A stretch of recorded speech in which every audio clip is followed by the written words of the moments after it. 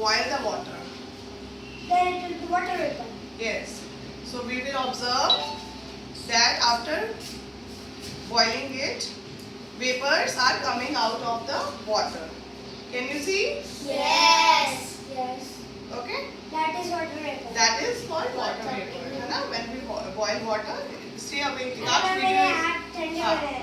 Stay away. हाँ. So I am keeping a plate. The plate, it will. Ma'am is recording video. Why are you doing this? I am keeping a plate on it and put ice on it. My God.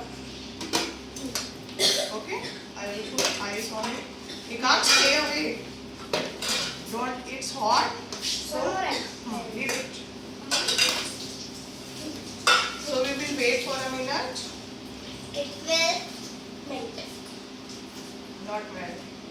You can see vapors are coming out. Yes. And very carefully, can't please get side. And there is water. Water.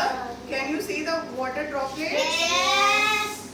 Can you see the water droplets? Yes. Yes. So That's nice.